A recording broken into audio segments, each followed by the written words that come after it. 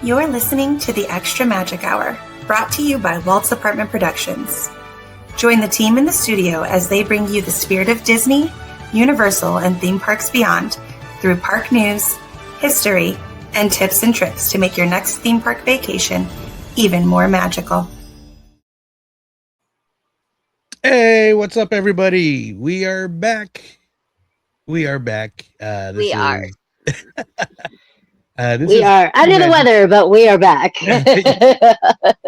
This is Extra Magic Hour, Walt's Apartment Productions, Disney parks, and other parks such as Epic, Knott's, SeaWorld, all that good stuff. Centric show. I am one of your hosts, Joey, and I'm joined by the two awesome Disney parks loving sisters, Courtney and Kelly. What's up, ladies? How you doing? Getting to it, back to it. This week was a slow ass week. Trying to get back to real world, but yes. Yeah, just to say a few. So,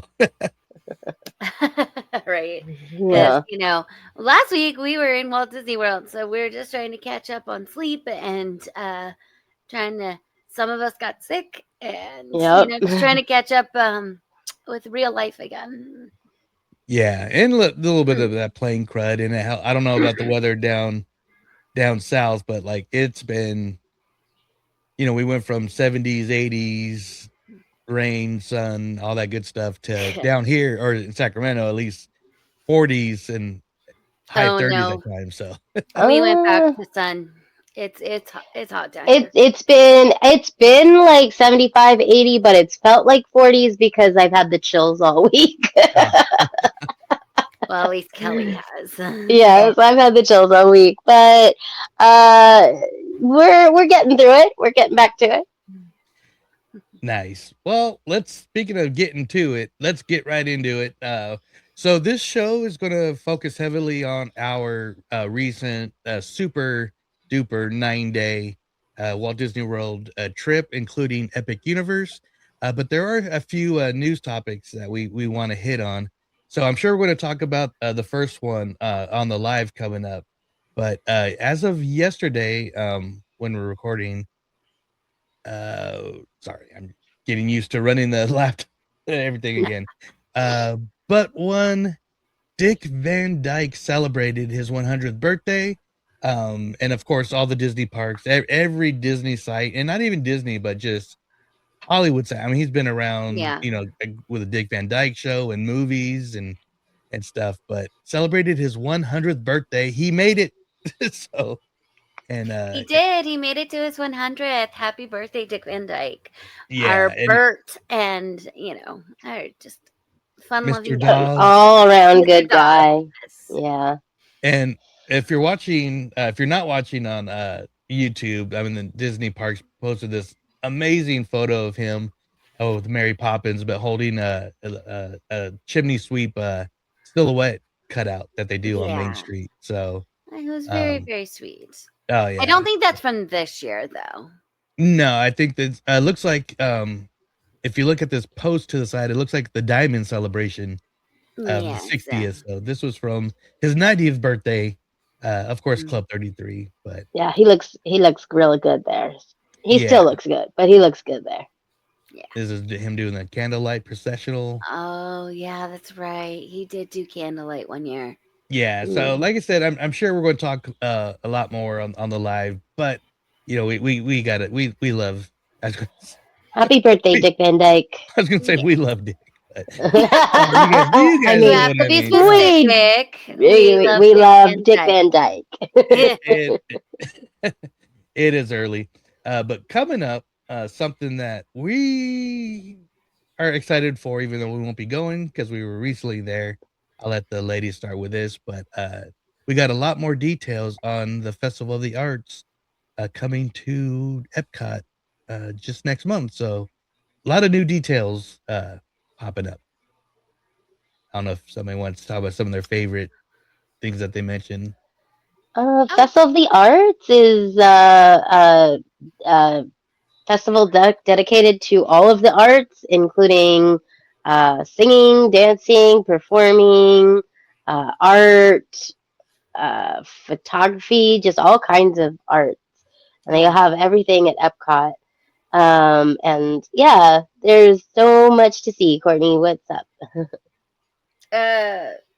Well, I mean, our favorite thing is always the Broadway singers. They call it the Art of Broadway show. Um, this year, Susan Egan is going to be a part of it later in the festival.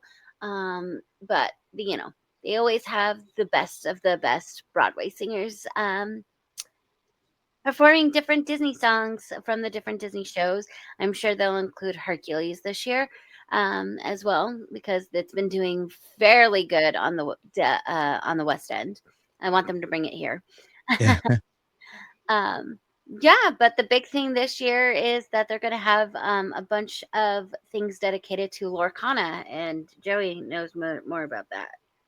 Yeah. So let me pull it up here. So do we say the dates? I'm sorry. No, we did not say the dates. Okay. So it will be happening from January 16th all the way till February 23rd. Take extra luggage or something because you will find art pieces around World Showcase in the park that you will want to take home with you. A special shout out to friend of our DU show, Shane Grammer, who's going there for his third straight year. He's done a series of awesome paintings, Star Wars themed, Disney themed, and so he's got some brand new pieces. I think he's got 4 this year. A Boba Fett. Who was the other one? Ah, crap. I can't remember, but the big one that I want is his Donald Duck. I'll show a picture of that later on. But yeah, like Courtney mentioned, Lorcana is making its debut at the festival. They are going to be doing a collector's quest, similar to what they did at DCA. This is where they used Beast Library, had a whole storyline introducing people to Lorcana that weren't into it before. And it did work because my niece and her girlfriend Bethany got, well, more Tori than Bethany, but they got hooked on the game, and they're going to be our boots on the ground, or as I tease my niece, Crocs on the ground when Lorcana. So we will be getting cards. But they have a really cool Donald, Rapunzel. I'll go to that in a second. I'll try those, show those in a few. They're going to have a photo op. So if you guys are familiar with the Fabled line, they had a really cool Brave Little Tailor Mickey with Minnie on a carousel. That's going to be a photo op at this event. So you're going to actually be able to sit on the carousel next to Mickey and Minnie. So that's going to be very cool. I'm just going to read this. Oh, so throughout the park, throughout all of Epcot, you can join an exciting collection quest, whereas Illuminaire, you get to open Disney Lorcana booster packs, trade with other guests in the lounge at the Morocco Pavilion. Once you complete, you can redeem a limited edition Magical Places promo card. And it says, ooh, ah. So I'll show pictures of that shortly. Plus, I think for the first time, they're going to focus on a lot of the artists, which is amazing. Even if you don't play but collect these cards for the art, I mean, it's just very, very amazing. I was going to say the reason why like it ties into the Festival of the Arts is because of a lot of the artists that have created the cards and are gonna be there or they've contributed to Lorcana. That's why they've melted it in with the Festival of the Arts. Yeah, and every Lorcana card in the bottom corner has who the artist was on that. So they've been highlighting this for the last 2.5 years. So that's very cool. And then so this is the collect. This is the one we had at DCA, but you'll be able to collect these festival quest books on the bridge at the World Showcase near the. It says, pick up the festival on the bridge from World Celebration to World Showcase. When you complete your event, you can pick up. I already mentioned that, or at Morocco Pavilion or Figment's Inspirational Station at the Odyssey. So. Okay, I just read that it was going to be in Morocco, but I guess it's in the Odyssey as well. So you're going to be able to go on. It sounds like on a full quest all over World Showcase for 3 exclusive Lorcana cards. So people are going to be getting their steps in. For sure. Well, Epcot is no joke. We just were there. yeah. So if you give me a few seconds here, I'm just going to pull up the card. Mm-hmm. Yeah, another cool thing about Festival of the Arts is the food that they have at their booth is usually very artistic. Like they create pictures with the food. Like I saw a rose earlier where that's going to be at one of the food stations. So the food's always colorful and artistic and really abstract and all of that too at Festival of the Arts. Yeah, it says guests can look forward to savoring over 20 food studios throughout the festival. So that's pretty awesome. That's cool that they call them studios for the artists. Oh, no, absolutely. Because the booths are always called something different. Yeah. So finishing up on Larcana, here's the Donald promo card that you're going to be able to get. And these are all kind of like foil and shiny and pretty and stuff. The new Disney Parks card started with the last Collector's Quest, but these are the rarities. And when it's at a theme park now, it looks kind of like the Castle Peaks. So very cool.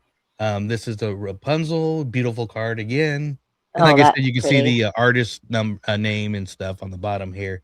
So these have become very popular at conventions to get artists to sign as they are showing up. And of course, this Rock and Roll Stitch is going to be awesome Rock and Roll Stitch. That's the one I couldn't remember. Yeah, he's so cute. So very glad that Lorcana's coming back. Sad that won't be able to do it this year, but definitely going to be there next year. But yeah, me, Alex, and our friend Rebecca Quest are excited that Tori and Bethany will be going. As from what I heard, every day after work. So, but another big thing about festival that we love is the merch, and I think this year's merch looks amazing. So. I think so too. I was actually pretty sad about this because I was like, this looks pretty awesome. Which always focus on Figment, of course, as it should. Yeah.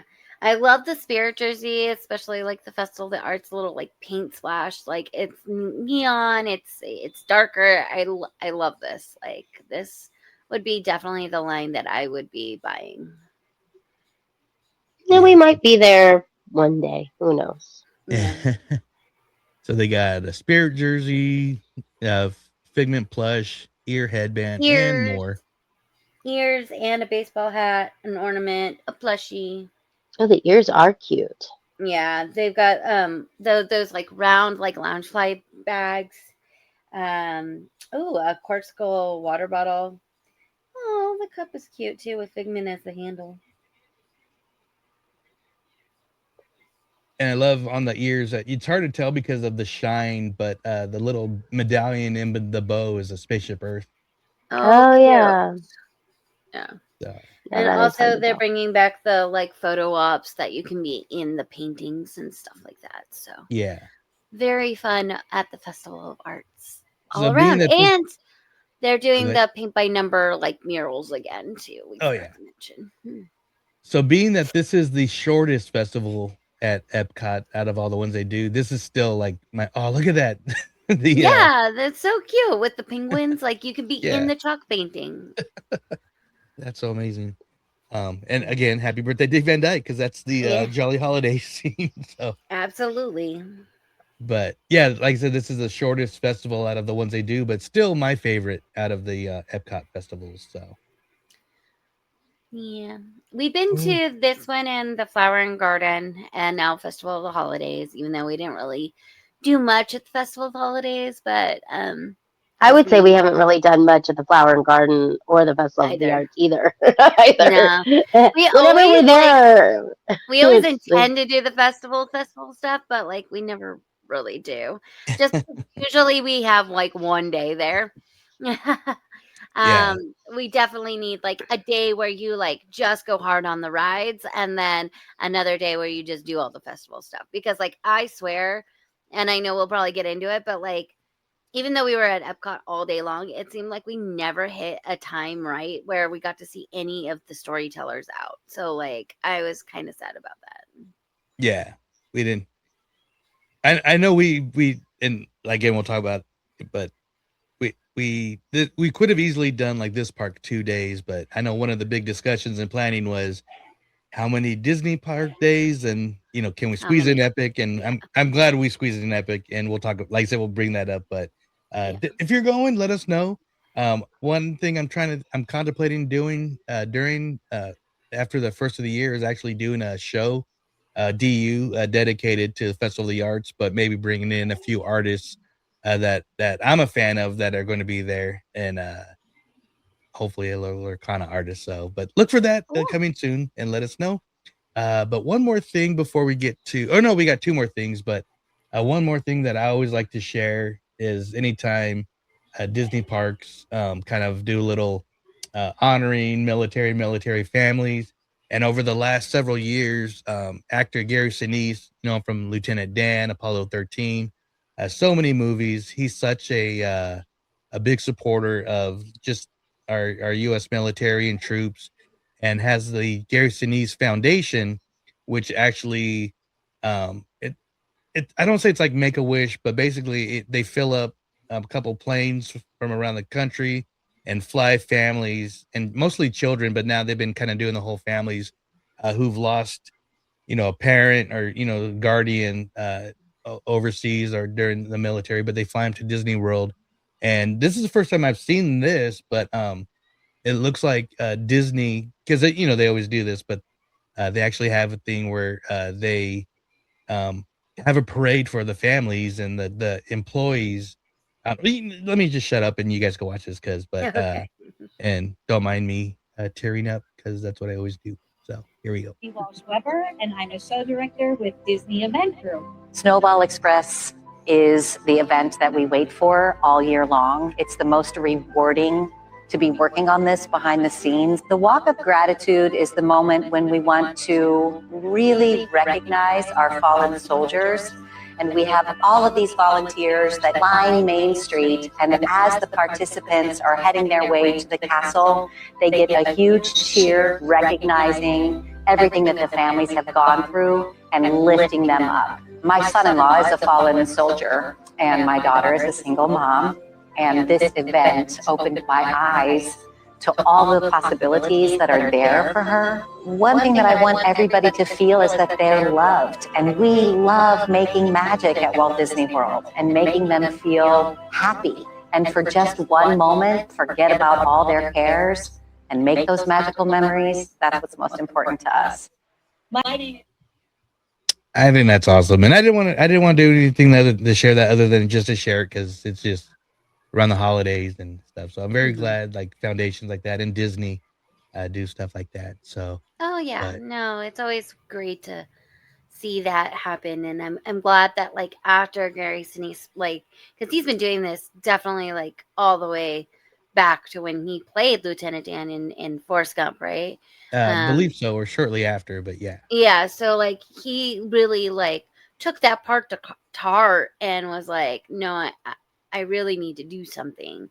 So he's been doing this charity event every year after Forrest Gump. So well, and we were just there and feeling that same feeling that she's talking about, is just like letting everything go and just kind of leaving your life and going into this magical world of Walt Disney World and being in that bubble, like none of us drove for like 9 days. None of us like had to worry about traffic for 9 days. No one had to worry about the little things, and they have major things that they worry about day to day, and the fact that they don't have to worry about that when they're at Disney World is really great. Yeah, and I don't have the graphic up, but you can help out, because if you want to help, check out on Instagram Gary Sinise Foundation or even GarySiniseFoundation.com if you want more information and to help families of fallen soldiers get to Disney World for a little happiness for the holidays. So Yeah, one more little quick topic before we go, and I don't have any information on this, so Courtney, I hope you have it ready. But we got a few changes to the Magic Key. So yeah.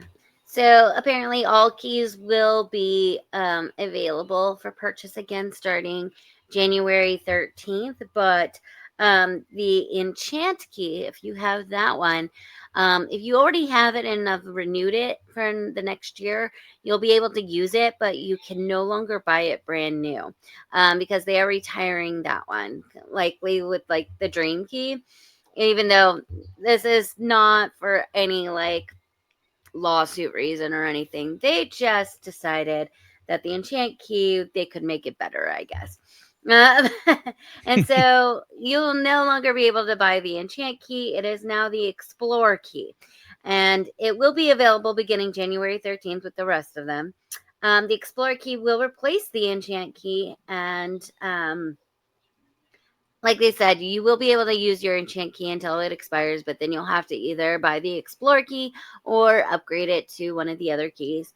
The Explorer key will offer benefits similar to the enchant key, but with the added perk of weekdays in June and July. So right now, the enchant key, you can't go in the summer. And so they're adding availability in June and July. And that's the biggest upgrade for this one. But the Explorer key does go up in price. It is $999. Benefits include reservation-based park hopper admission with an ability to hold up to 4 theme park reservations at a time, up to 10% off select merchandise, and dining is 25% off. Parking at the Toy Story parking area. 25% off parking at the Toy Story parking area. I guess it's 10% off merchandise and dining, 25% off of the purchases of Lightning Lane Multipass. So that is the new Explore key. I was going to ask, did they need to change the name, or could they just updated it? But it looks like they updated a lot of the little fine print stuff too. So yeah, I don't know. I think they just want to like differentiate it between, you know, not having summers at all and having some summer. You still don't get any of August. You probably are blocked out some days in July, but like you get. I have a feeling that they didn't want to open it up to everybody who has an enchant key those weekdays, and they want whoever's buying the Explore key to have those weekdays available. Because if they had just added that to the enchant key, then everyone who holds an enchant key as of right now would get those benefits. Or those new benefits, and I'm sure that they were like, we don't want to do that right now. So then they created a whole new key. I don't know. Yeah. There must be more reasons, but I'm sure that was a factor. Yeah. And I'm sure some of the reason was that a lot of the enchant keys are complaining that they can't go during the summer. So, and they're not the lowest priced pass, you know. The Imagine key is. So that was probably a factor as well. I haven't heard of any complaining, but because most of the people I follow have the, you know, Inspire key or the Believe key, but you know, people complain even. And I was gonna say, and aren't complainers too. Yeah, they're just complainers. So yeah. So well, it makes sense. Right on. So before we get on to our massive trip report here, let's talk about a little bit about our sponsors. We're in the park. They're back. They're selling packs. They're working on a new ad. So that'll be out soon. But one thing I'll have you go to is visit them on Instagram, and they've been putting out these great guides for either the festivals and they're stuff. So helpful. Yeah. So what you see on Instagram, they really dive deep into everything coming out, and they get updated really quick. And they already got the concert schedule that we didn't have. I should have looked at We're in the Park when I was We're in the park. Yeah. So check out there, and she's got the food, the artists that have been announced already, Lurkana. So, and they will be keeping these up to date as announcements come out. They also have the 2026 calendar out so far too. So Definitely Even check out has a We're in the banana Park. ball on it. Yeah, very cool. Which that's Oh, the first thought sad right about the now, banana but ball. I know. When So you told quick. me that, I was like, Kelly, seriously? Well, Sad. basically they had a little lottery, quick story, and to get into the season throughout the this spring and summer, and I believe myself and Kelly both put ourselves on the list for the Anaheim stop, and we got notifications because the demand is so high that they had like a standby queue, and apparently we both got it, but we were in the middle No, of our Kelly trip. got the actual lottery. Oh, you got the lottery, Like and I got she the was standby. actually in the lottery. Yeah, You I got actually won. Yeah, I actually won. That was what I don't know if you like really realize that, but that was the heartbreaking part. It's like Yeah. Joey had already told me that like he got standby, but we were gone, and so like none of us like paid attention to it. So that came and went, and it sold out. Kelly then says, "Oh, apparently I got an email saying that I actually won the lottery, and so we could have actually gotten tickets." And nobody checked their email. Yeah. Hey, we were on vacation. It's completely my mind, and my email is not at the most convenient thing on my phone. And the new email. Oh, don't even get me started on how the new email is like divided up between all of the little boxes that they put things in. So it was an honest miss, but maybe next time. But yes, I am the lucky one. I usually win lotteries. I should have been checking my email. Well, that's okay. Yeah. Short story first. Check out We're in the Park. Check out their podcast, and yeah, and then also I don't have it up, but also Sunken City Designs. Louis, he's collecting art supplies for kids in the his local area there. I believe this weekend is the last weekend before They Christmas. I believe so, but you can actually go to if you click on there on his Instagram. There's actually a link where you can order directly from Amazon, and they'll get delivered to where they need to go. So check So that maybe out there because is they'll no be passing transfer. out the supplies on the 21st. So that is next Monday. So, but check that out. I thought there And was a deadline. yeah, and I believe his site is back open. We just don't have a new ad for that either right now. So, yeah, that's our yeah, but check them out. But ladies, let's start with our Walt Disney World side of the trip because we did put Epic in the middle, but we're going to focus strictly right now on Disney. The Mickey's Very Merry Christmas Party, new stuff that we haven't done, and of course some of the favorite stuff. So Christmas stuff, of course. Yeah. So as I go through some photos to share, if you guys want to start, maybe we'll start with the party first, since that was like the main event. That was the main reason why we went. We were like, we've never done. Well, Joey and I were talking, and we were like, he's like, I've never done the holidays at Disney World. I want to do that someday. I was like, we've never done the holidays at Disney World either, and I would love to go to Mickey's Very Merry Christmas Party. And so we decided this year was the year. So we bought tickets to Mickey's Very Merry Christmas Party on November 30th. So yes, we did celebrate Christmas a little early, but it seemed like the best date to pick because the rest of the time that we were there, both Mickey's Very Merry Christmas Parties got washed out by rain. Yeah. So we were lucky, very lucky. We got photo pass photos. This one is us on Main Street with Goofy carrying a bunch of presents.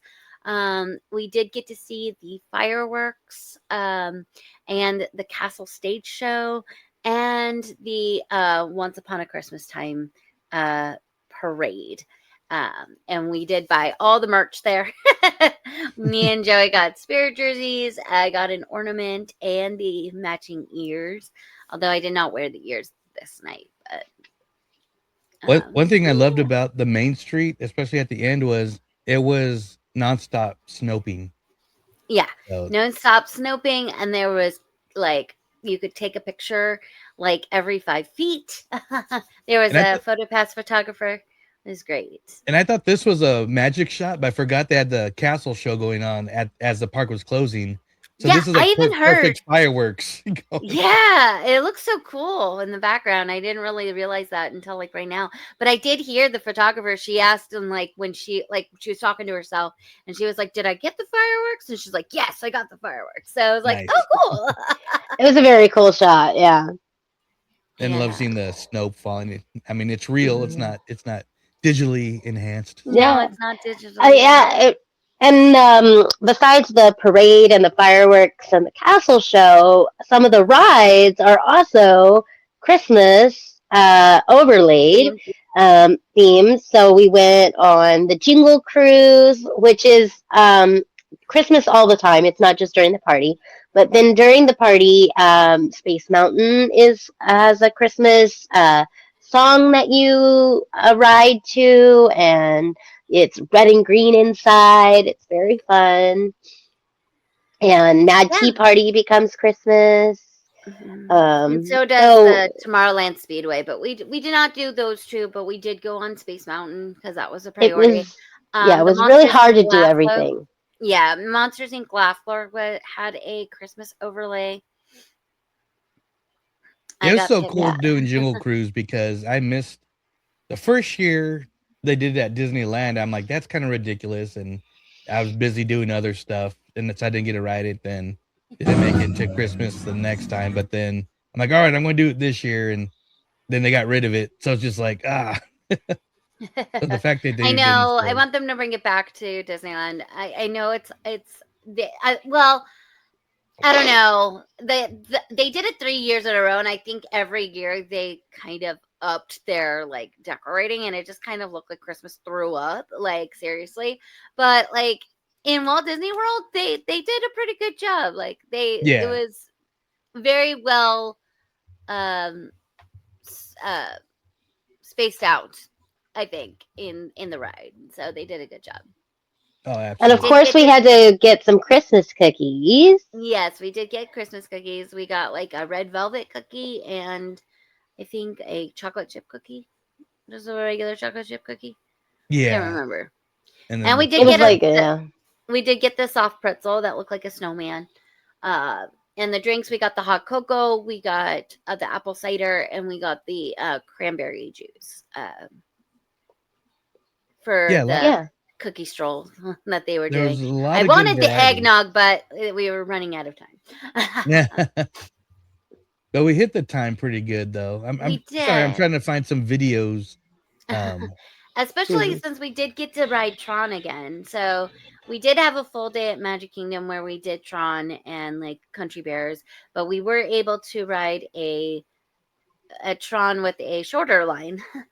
It wasn't like no line, but it was a shorter line than what we waited the day before. So we got to ride Tron at least twice. That was good. Oh yeah, that's the Mad Tea Party. So I'm not playing because it's kind of loud, but they got the lighting. Well, I'll play a little bit of it, but the way they do the lighting in here is really cool. It was red and green. Yeah. Then they had like the smoke machine going. Of course, the castle lit up. Trying to find. They had.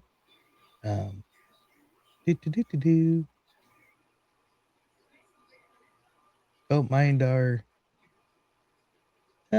Everything's kind of changing here. Courtney got on the laugh. Courtney, wouldn't it be amazing if your ultimate holiday gift for this season would appear in this very box right next to me, right over here? It'd be cool, right? Yes. But she didn't know what she wanted for Christmas. Okay. Now, I didn't know. Think of a gift. Are you thinking of one? Yes. Okay, good. Now let's link you up with the box. Place your hands up to your head. Let's go. Nice. I need you to turn your fingers into antlers. Can you put antlers on top of your head? Oh yeah, that's good. Yeah. Oh yeah, a full rack. That's cool. Okay. You made me laugh so hard I forgot what I was thinking about. Beating it into the box by making the sound of a magical reindeer. Go. That's good. Do that again. That was good. Yeah. That was I don't know. Okay. Yeah, I didn't need you to do it. I just see if you do it again. Okay, now. It has happened. It's in the box. Oh. Are you ready? Yes. Out loud. What's in the Please box? tell our amazing What's in the audience, box? What is your ultimate holiday gift? I don't know.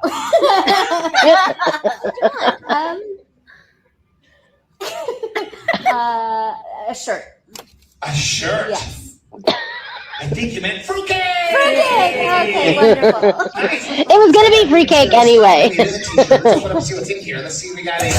Oh, I don't think That was that's it. surprising. Don't worry, it's why I got you this. My gift certificate for a shirt. Yay! Give it up for everybody. Everyone say ooh. But the shirt was only able to get at Monstropolis within the hour. Yeah. Yeah. When he Yeah. said it's only available at Monstropolis, I was like, oh, the Monstropolis that's coming in like next year. Like, And then it expires in an hour. no, it expired in an hour. Okay, well, that's cool. Yeah.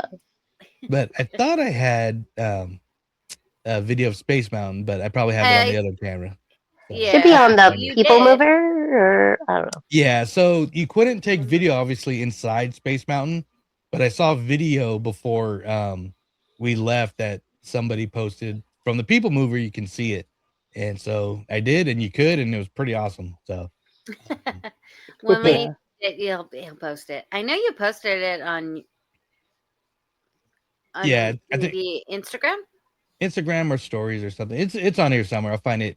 But you know, we were doing the cookie trails and we're making good time, but then we finally got caught up in the line for the parade, the show, the fireworks. So that wound up taking a lot of the time. But Yeah, it was once worth it. you hit the fireworks at 10 o'clock, and then the castle show at 10:35, and then the parade at 11 o'clock, and then everything's over at midnight, it's like, yeah, where did your time go? But, you know, it's very much an after-hours event. You can't do everything. The after-hours events are always kind of like you pick and choose what you do. We didn't even get any of the specialty food or treats that were available. We did spend a little time as we got in there at 4 o'clock to get merch and get some dinner. And like we said, we rode Jingle Cruise and Tron. So we chose what we were going to do. And just like at Disneyland, you can't do everything. So No. it was a really fun party. The vibes were high. It was more crowded, I thought, than a Disneyland after hours event.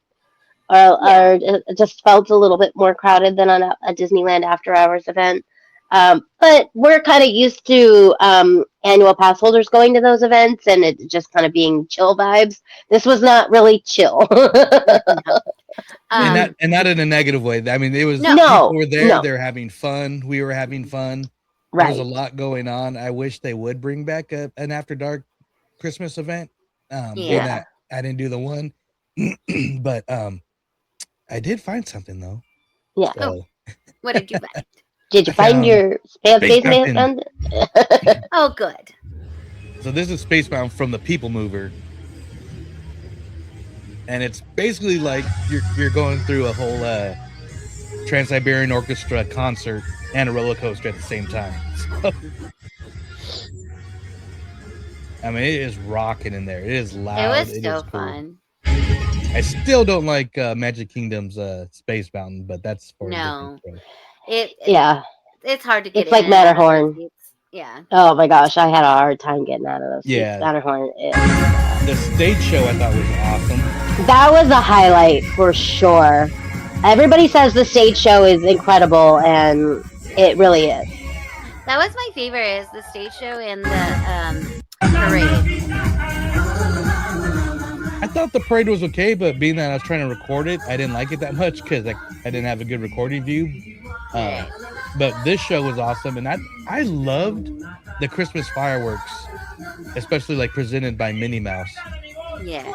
Yeah, they were I thought fun. the fireworks were amazing. They were fun. They chose the really good songs too Yeah, to do it too. So. I mean, being used to Believe, it was different, but I kind of like the change. Believe's been around for a long time. Still love it. I'm not saying they need to get rid of it. It's a tradition, but it's so seeing this was a nice change. But yeah, this stage show might have been my favorite part of the entertainment offering. Mm-hmm. The only thing that would have made it better was having the dream lights on the castle instead of the projections.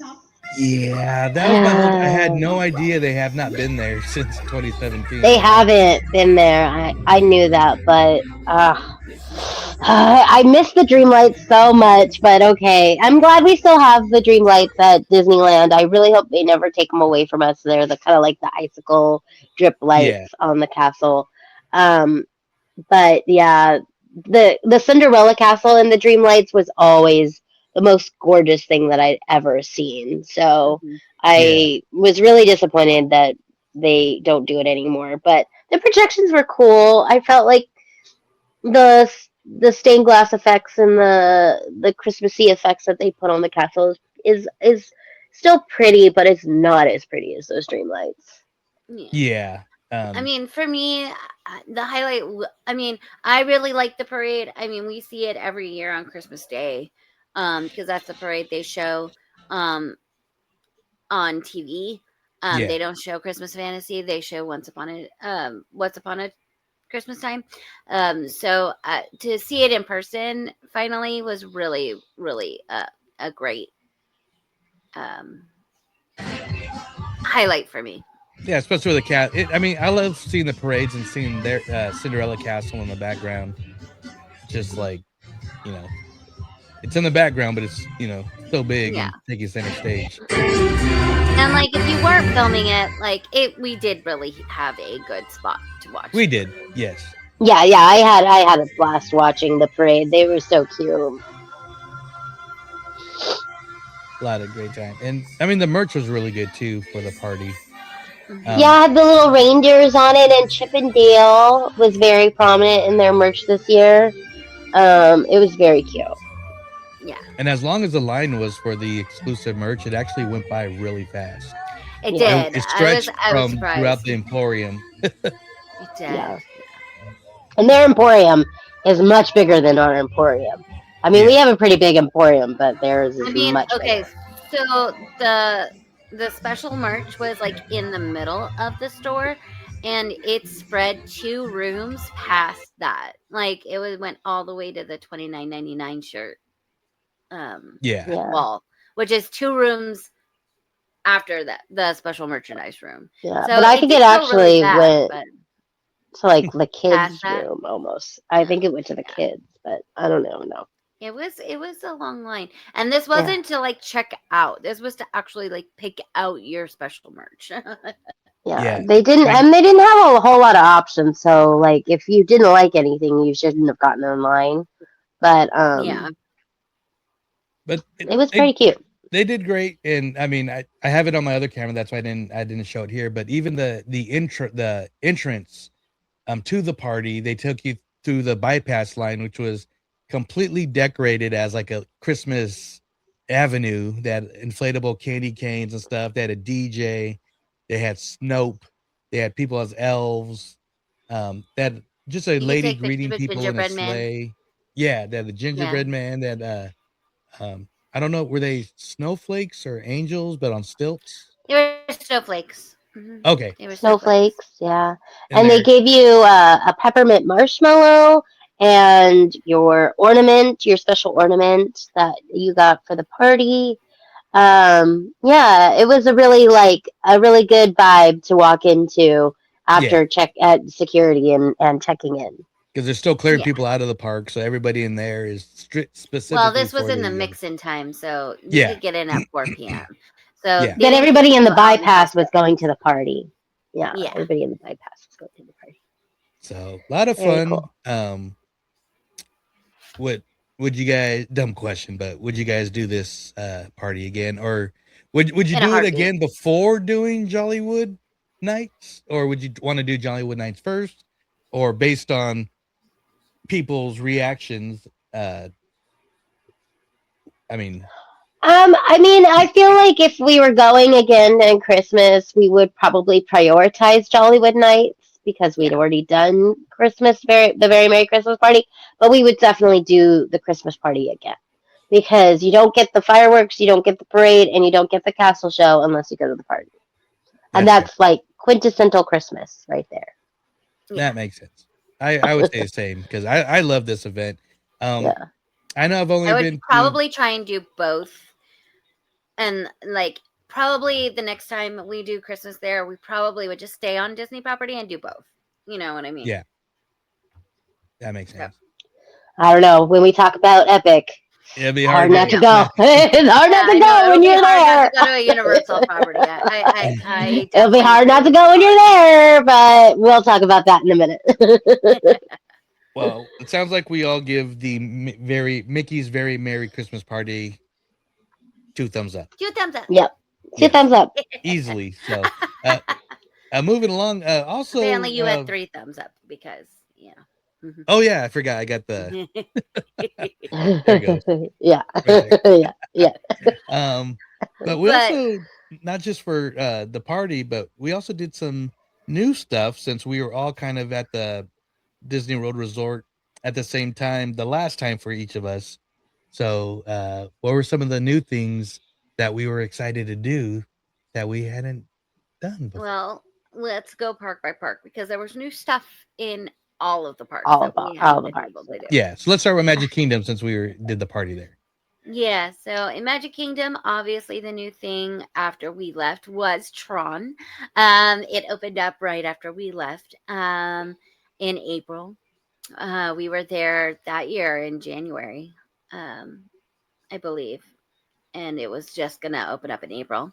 And the other new thing was only nerds like Tron. So. I know, right? Yeah, right. And no one here likes that. So, getting on the ride for the first time, what did you guys think? Oh my gosh! Oh my god! Fun. It was so awesome. I love the feeling that you're riding the motorcycle on these roller coasters. Like that to me is a really fun new way of riding a roller coaster. I really enjoyed that on Hagrid's motorbike adventure over at Universal Studios. So I had ridden a couple of roller coasters, kind of like that motorcycle mechanism. So this was really fun, and it was, you know, everybody's complaint about it was that it's so short, and it is short, but it was longer than I thought it was going to be. Yeah, I didn't feel like it was short. And it was super fun to ride it at night. I really enjoyed riding it at night too. It was beautiful. Oh yeah. Yeah. So when we had our full day at Magic Kingdom, we rode it during the day, and when we went during the party, we rode it at night because we got in line about like 6:00 before the party actually started. Because I think the party started at 7, right? So before 6:00, we got in line at 6:00, and so it was nighttime when we rode it the second time, and it was definitely a different feeling. Another new thing was the Country Bears. We got to finally experience the Country Bears and the Disney songs. That was so cute. This is cute. I enjoyed the Country Bears. They did really good with the songs. I feel like it is a nod to the old attraction, but still keeping it very current. And I still think it's a filler show just to sit down and enjoy, but it's more enjoyable now. Yeah, and I know it's funny to me when people that are, you know, Disney fans get annoyed when they add Disney elements to things like Small World at Disneyland and this like IPs, they add IP to it. But even with the addition of the Disney songs, it still felt like old school Country Bears to me. And I thought I feel like the song selection is really good for the country vibe that they have. But I also feel like we didn't get they didn't dress up the Country Bears as like Disney characters. They gave them new costumes. You know, they gave them better costumes. and they gave them more southern country costumes. And so like I didn't feel like we lost the country vibe of the Bears. I just felt like we got better, more recognizable songs. I don't know if better is the word, but the more recognizable. Yeah, and from you guys watching a lot of Dancing with the Stars and a lot of these competition shows, they do Disney night. So it's basically like the Country Bears, they're on tour, but they're doing a Disney night. A Disney night. In a way. Yeah. Yeah, that's so true. Yeah, for sure. Definitely. That is definitely a way to look at it. Yeah. It's Disney night on Country Bears. This is my favorite right here. Well, and we also got the same voices. I mean, they didn't change much. They just changed the song that they were singing and the storyline that they present. Oh, what was your favorite, babe? Oh, Big Al. Sorry, I thought I was sharing it, but no. playing a video and not sharing it. I was doing Try Everything. Oh yes. Oh yes. That one's such a good one. It was that, I wouldn't have put that one at the top of the list, but it truly is a good one. But this was my favorite, of course. Remember me. Oh, I had to say goodbye. Remember me. Just don't let it make you cry. It's sad, I can't go home. Poor Al. Poor Al. No, but I thought it was well done. My only complaint, and this isn't a negative, but I thought it went by too quick. Yeah. I could have probably done with one, maybe two more songs because the vibe, the tempo, everything was great. So yeah, it was really good. I also think that's your next karaoke song, Joey. I think so. Remember me. And then you need to break down crying and say, I can't go on anymore. Coming next year to Epidemic Ale. Right? But also, the main thing we did, why we had 2 days at like Magic Kingdom, is because we wanted to see the Dreamlight Parade, or the Starlight Parade. That's what it's called. Dreamlight was Tokyo. Starlight, the new Starlight Parade. Yes, something light. It's Starlight Parade, and at the end of our trip, it was the most forgettable thing that we did. Maybe we got the ears to glow with the show and all of that. It was great. But I am disappointed in this parade a little bit, I want to say, because watching it in person also, it's great to have a nighttime parade. The music was great. I liked the music. It was a nod to the Main Street Electrical Parade music as well. But the things that are in between the floats. Oh, yeah. The things that are in between the floats, because it's a nighttime parade and they put lights on them, they didn't give them any like choreography. They just kind of walked and held things that are lighted up. I mean, there wasn't a whole lot of the in-between stuff between the floats, which we get a lot of in Paint the Night, and we get a lot of in Main Street Electrical Parade. So I don't know what they were kind of thinking with this parade, but I would put it on my on my low tier of what of the new stuff we did. It was a beautiful parade, but it was not memorable in any way. I mean, I would say I love the floats, and they accentuate the floats a lot. That's all you look at, because that's all you look at. Is like that's what they accentuate the most. The music is great. The floats are perfect. Like they picked the perfect characters to go with the floats. I would say that it moves really slow. It is one of the shorter parades. It is slow moving. And you're right, the in between, the like, I don't know. Maybe locals could say better. I don't know if they just were like short-handed that night. For me, there was a lot less in between um, dancers, and there was also, they didn't have them lit up as much. Like, they were very dark.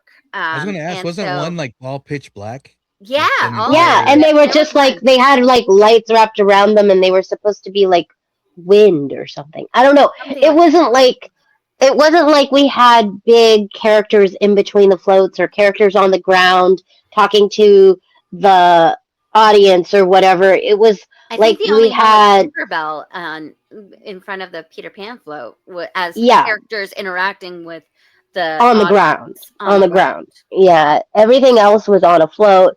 And even the I guess if you want to call them like light up uh uh I don't even know what you would call them. Just like the light up people in between the floats that give like ambiance to the float or like connect to the float. Like there was flowers connected to one of them. But even that wasn't really lit up, and their choreography, like they didn't have any like dancing or choreography to do while they were holding the lights. They were just kind of walking or Yeah. I just think that uh, we are kind of spoiled with like Magic Happens, where like the in between dancers, like they have full they're on so important. choreography. They They're were so important. that parade.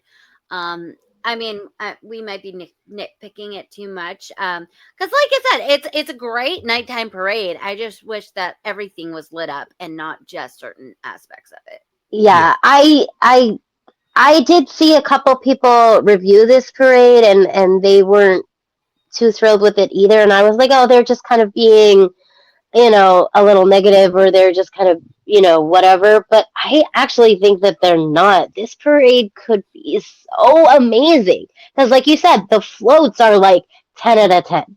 Yeah, The floats, the floats are great. The floats, the characters, like the everything that they have that's all lit up and all amazing is amazing. But, like, it's too short and it doesn't have that flow because of how the in between things are being Yeah. presented to us. I just remember, like, I could see it down Main Street, but it took a long time It for took them forever to to get get in there. front of us. Yeah.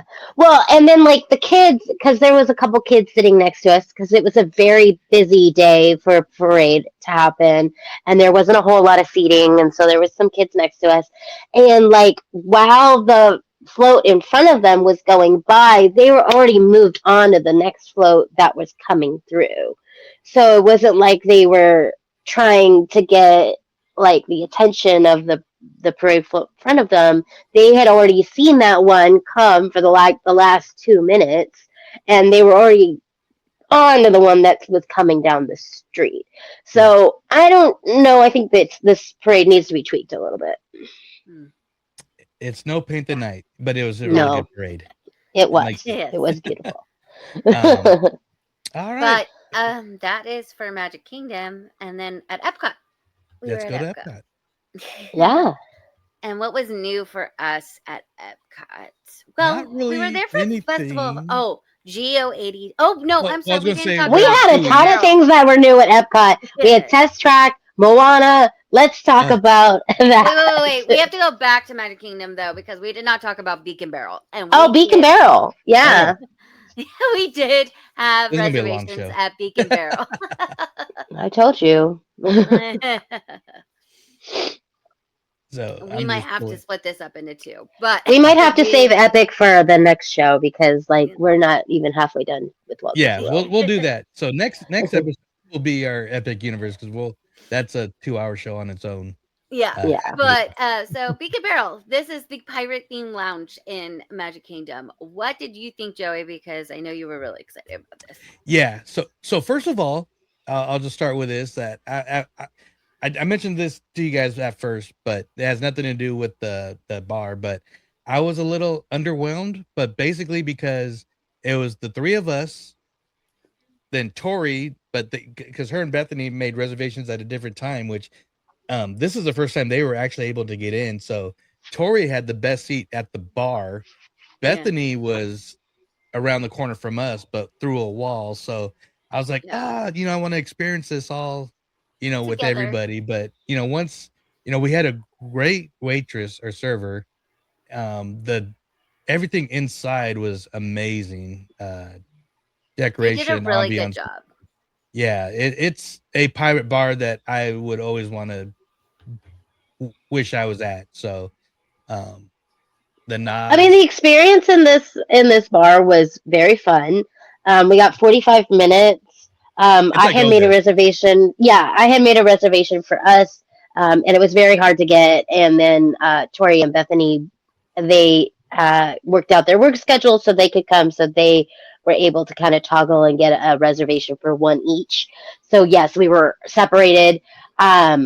We didn't really ask if we could be together, but I don't think they would have accommodated that because they were 3 different reservations. Yeah. But yes, Tori had the best view at the bar. She was right in front of the show happenings, really right there. The parrot, what's the parrot's name? I forget. Rummy. And then we were kind of off to the side in a standing area in a corner. We could see most of what was happening, but we weren't right in front of it. And then, Bethany was behind us in another room. Right. But I thought this was the best non-alcoholic drink that I had all our trip. It was like an ube lemon,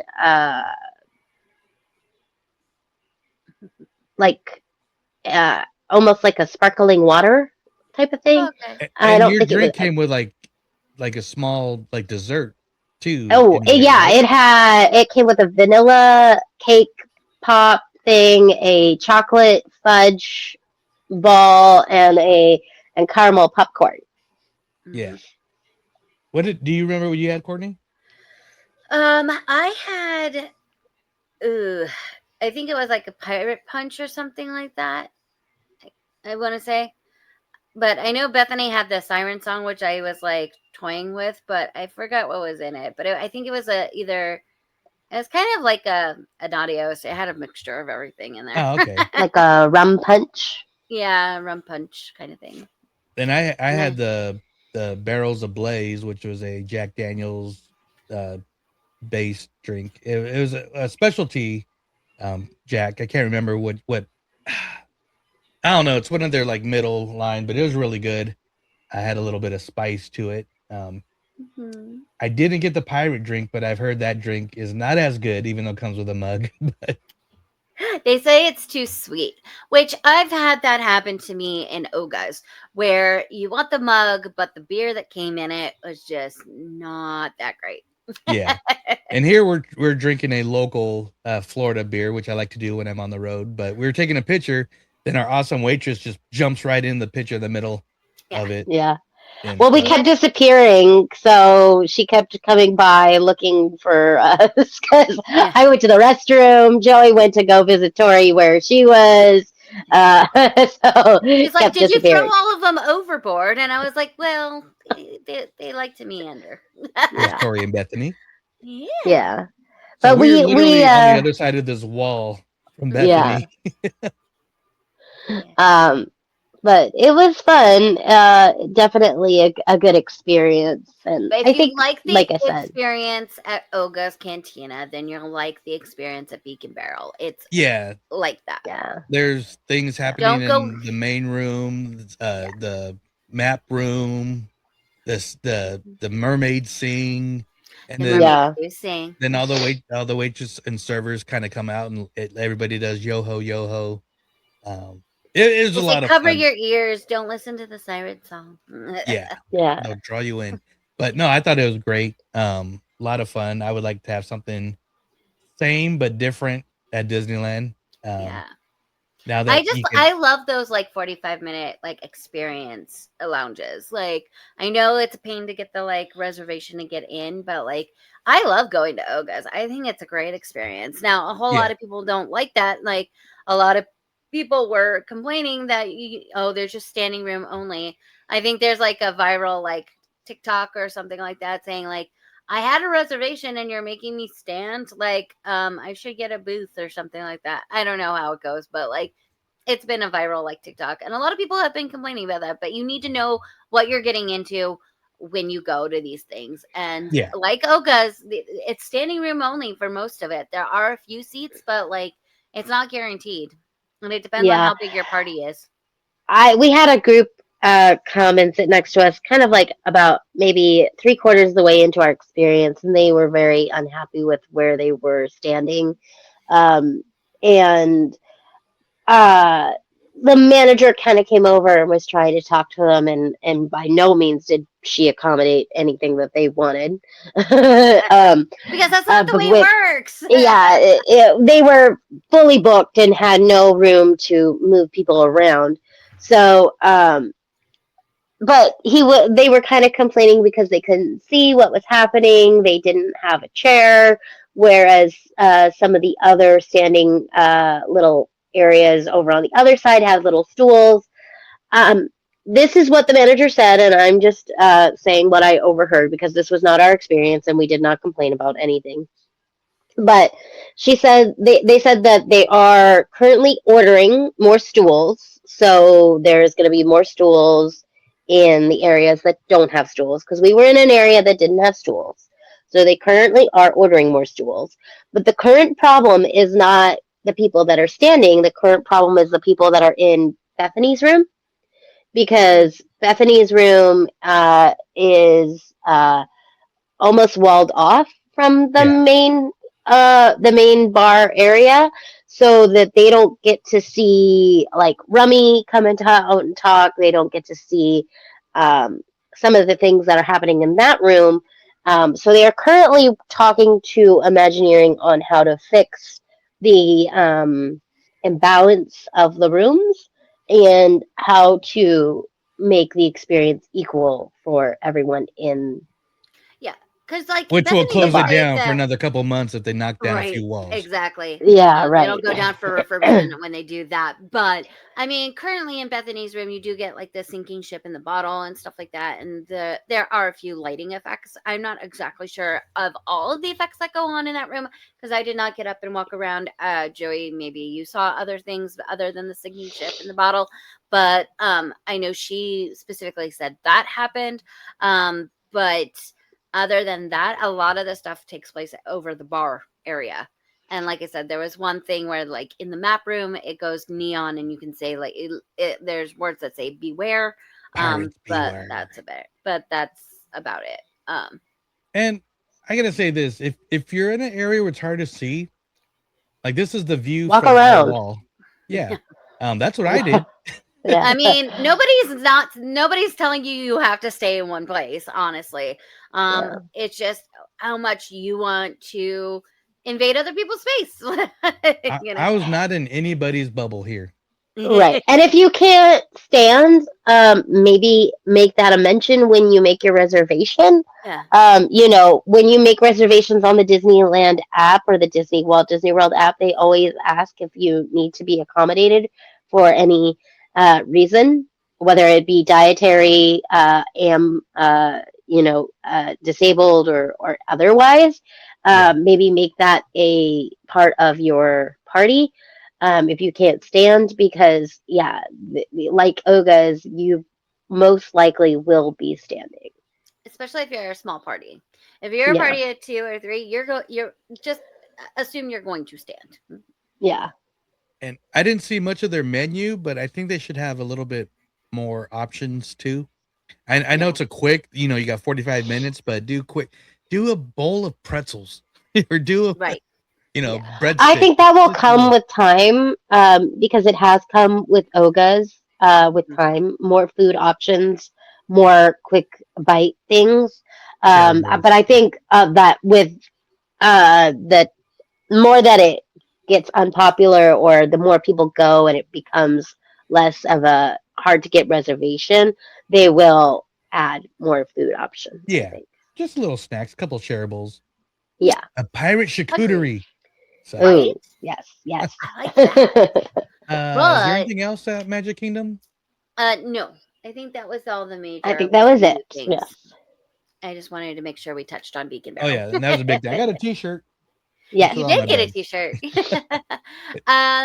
But going back to Epcot, there was a few new things that we did there. Like Kelly said, there was Test Track, there's the Festival of the Holidays, and also Geo 82 and the Moana Journey of Water. That was all brand new for us. And what did we think of the new Test Track? And I'll just say Ratatouille. And Ratatouille is no longer 3D. It's the same ride. It just is no longer 3D. Yeah. It's still the. As you can see, we're not big fans of Ratatouille. No, I'm not a fan of it. I liked it. Yeah, I like the new I think the updates are good. I think they're better than what they were for sure. There is a storyline kind of now. And I think that not having to build your car is nice because it kind of shortens the line a little bit. And that was cool at the time. Yeah, for sure. I loved it. I loved doing it, but it wasn't needed. But being that I never been on the original, what was the original ride? The Something of Motion? The Wheels of Motion or something like that. Something like that. But the new Test Track really pays homage to that with learning what you've done with transportation and automobiles in the past to build towards the future. And and shout out to Austin, old school Disney Universe Hall aboard friend and listener who joined us at the party and at Epcot. And we ran into a few times. Yeah. But I thought it was fun. I thought it was cool. Yeah. I definitely enjoyed Test Track. I had forgotten that was brand new and that we needed to go on that until we were like, hey, it's Test Track. Oh yeah, that's new too. Got it.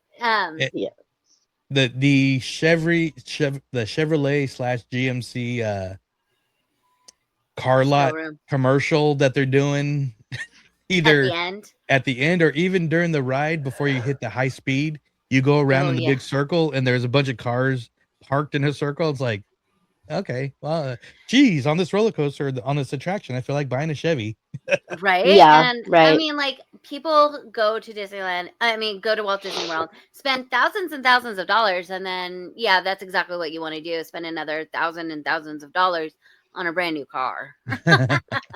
They must be selling enough to keep it around because they could use the space for anything, and yet they still have the car lot. But it's nice seeing a sponsor being like, well, since we're a sponsor, here's some of our stuff. Right, yeah. I think it was fun. I don't really remember too much of the difference. Does anybody remember what's different? Well, the inside of the 2.0, I never did the original one. Maybe I did, but I don't remember it. I don't think we did the original.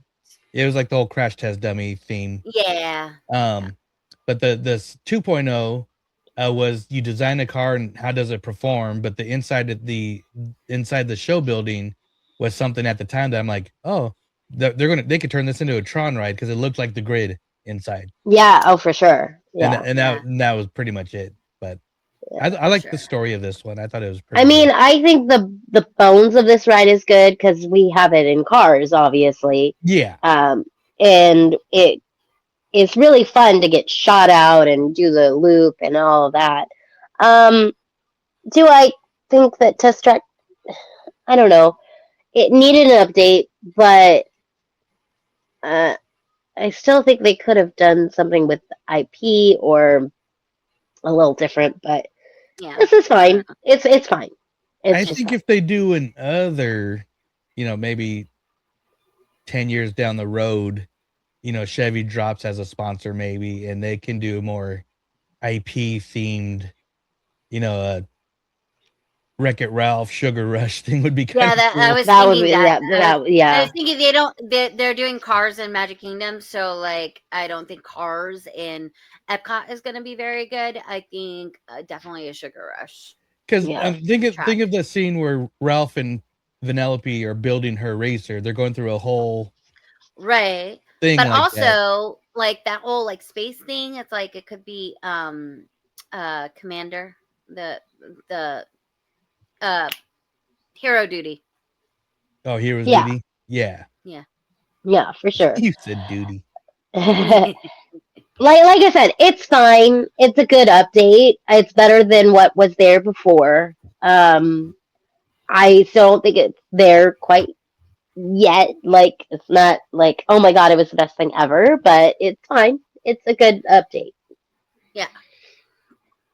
And then the other new thing was the Moana walking journey through water.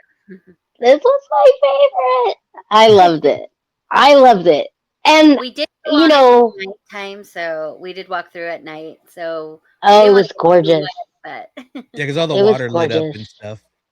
Yeah, it was gorgeous at night. I thought this was really cool. I don't think it was like all around like amazing. Like I don't know if I was blown away by it, but it was so beautiful. I thought the water was really fun, like all of the different things that you could do. You could wave at the water, you could have the water bring up to you, and the way you Run through it. interacted with it. Yeah, you could run through it. And the way you interacted with it, I thought it was really fun. The kids were around us, were all having really fun with the water. yeah. Having Tafiti and taking pictures. Moana had her little area too where you could meet her. We didn't meet her, but um, I think this was so fun, and it was like really hidden in Epcot because we didn't really find it until like later in the day.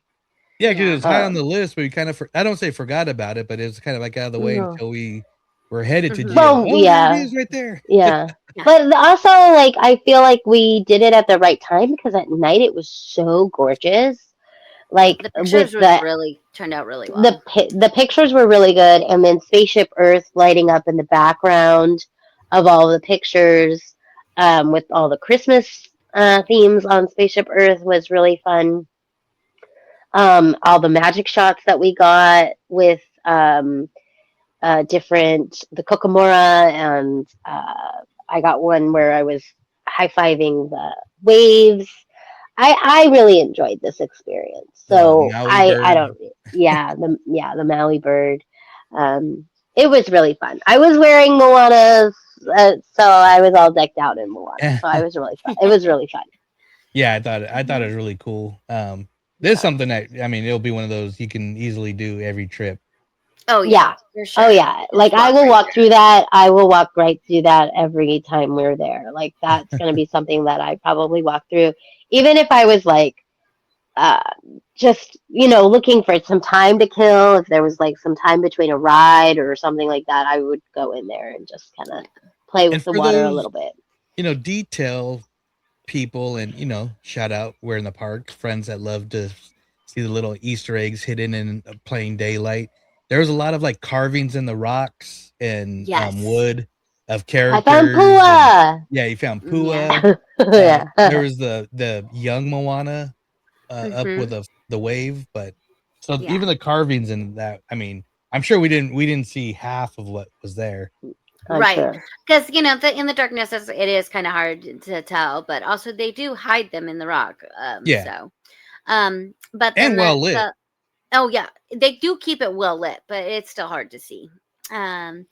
But the cool new reservation we got here was Geo 82.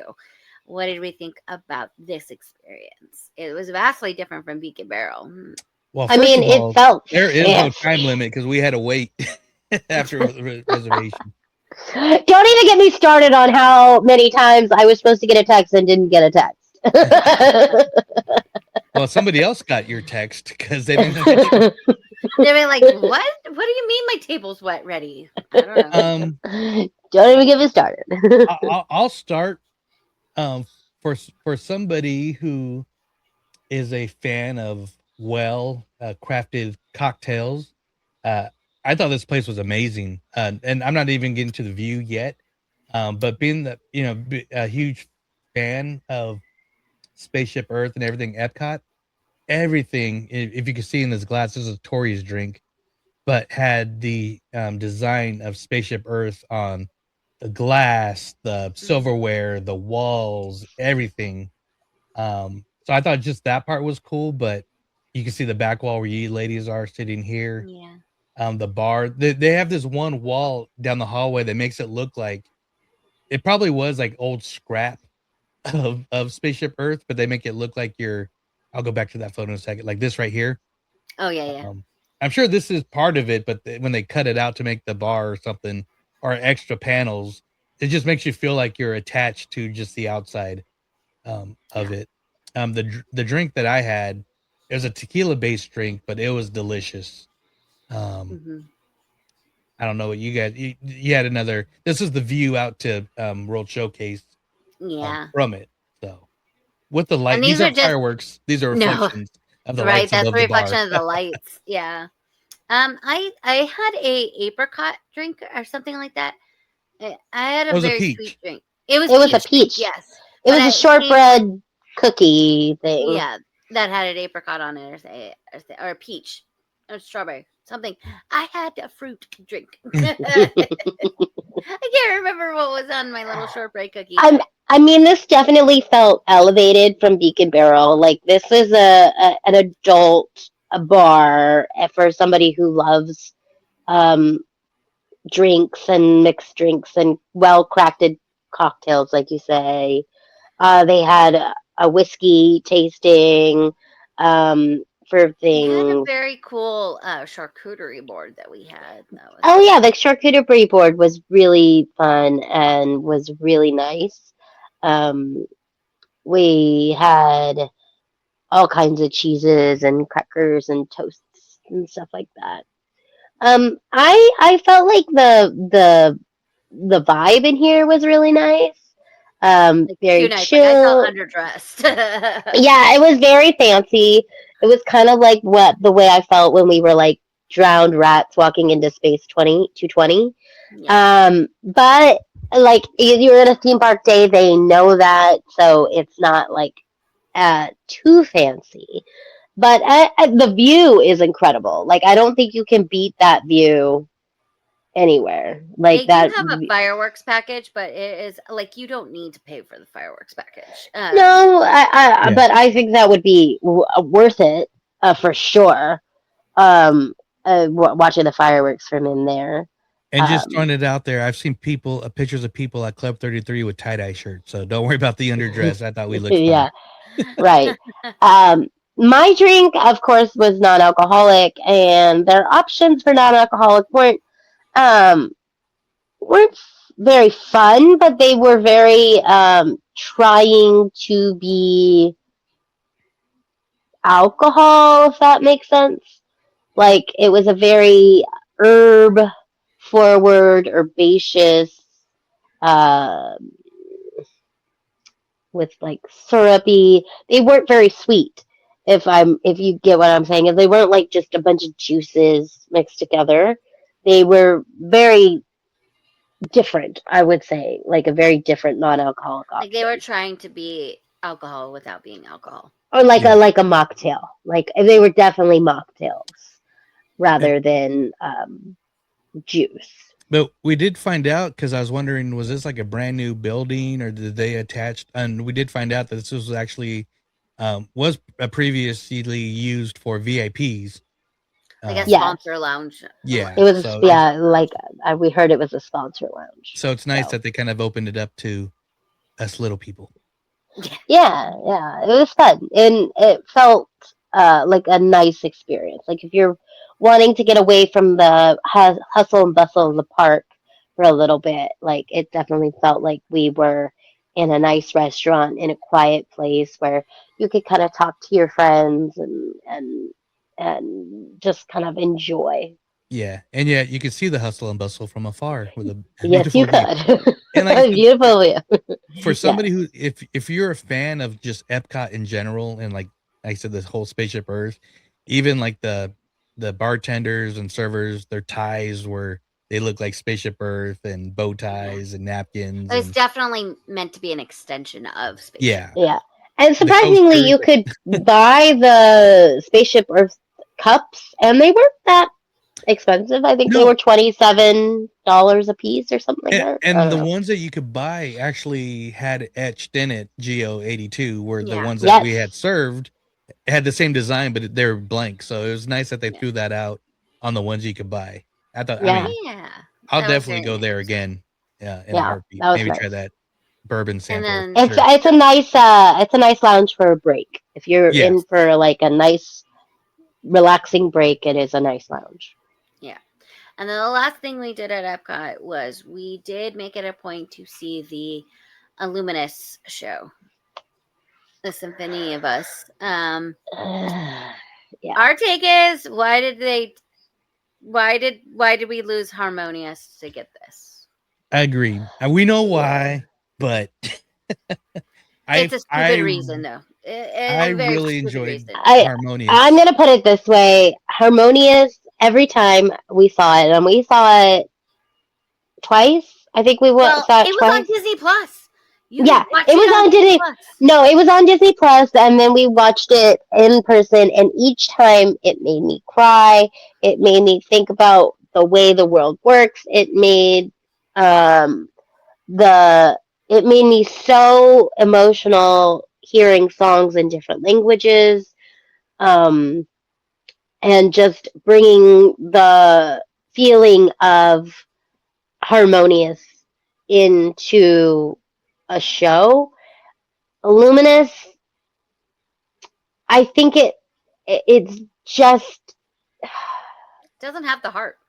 It really doesn't have what Epcot stood for, or what Harmonious had with what Epcot stood for was incredible, and linking all of that to Disney animation that you love and that you are, the music that you love and grew up on, and hearing it in a new way, in a different way. It was just so emotional and made me cry every time and made me want to watch it every time. I mean, this is okay. It's like a World of Color fountain show. Yeah, and it's no secret the big issue was the barges for Harmonious. Yeah. So but the thing is Illuminous uses barges too. They're just smaller and they can move them. So that, put in those barges, but then do Harmonious. Yeah. But the Harmonious barges, they were able to be projected on like Fantasmic, like they would make the big water displays like that. It felt to me like we were getting like it felt to me like Luminous was more like the fountain part of World of Color, where you just have like the big things come out of the fountains, which is beautiful, and the music was okay, and of course you get some of that tugging at your heartstrings. But I think a lot of people wanted the old music of Epcot back, like what was the one? Illuminations. Oh, Illuminations, yeah. They wanted Illuminations back, and they didn't like the barges because it covered the scenery, which I get all of that. They had this big ugly globe during the day. Right, but again, like we could have used the same music, used the same show piece that Harmonious used, and maybe turned it into fountains instead of that's what we're saying. What it was. Yeah. No, I get what you were saying. You were saying that, but like it was not as good. It was not as good. I agree. And I was sad. I was kind of saying we waited all that time for this. Okay. But before we leave Epcot, we did run into a villain over there in England. So, yeah. I didn't meet this villain, but you guys met this villain. This villain was very, very, very close to losing his life. So when we had our relationship, so we'll talk about that later. We still got a lot of show to go, but we got 2 more parts. Yeah. So let's move on to Hollywood Studios. Hollywood Studios. Was there anything new here? The villain show was new here. Yeah, the villain show. Yeah, the new stuff was the villain show, the Little Mermaid show, and the, well, new to us was Fantasmic. The shows. So it was a very show-heavy day, which was fine. This was a very long into our 9-day park trip.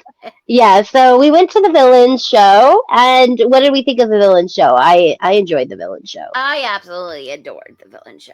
I want more of this. This is like on Villains After Dark Night, and we got the cabaret in the middle of Paradise Pier, like Paradise Gardens.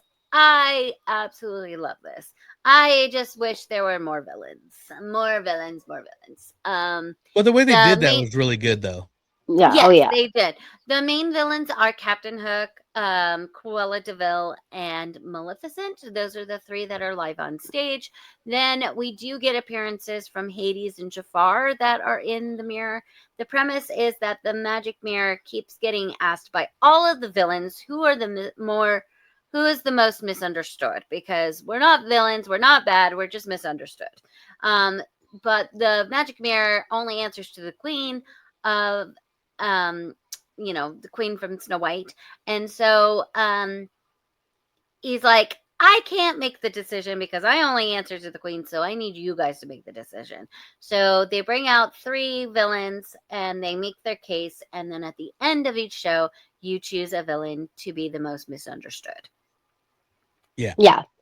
I thought the songs were very good, very catchy. I would love to listen to this song, but I guess it's not on Apple Music. It might be on Spotify. I don't know. It's on Spotify. Yeah. But I enjoyed this show. I think the audience participation is really nice. It's not too much, but it's just right. You kind of get to choose the winner. And it just makes the show different every time. We didn't get to see it twice, which was a bummer, but we had lots to do and the day was very short. Yeah,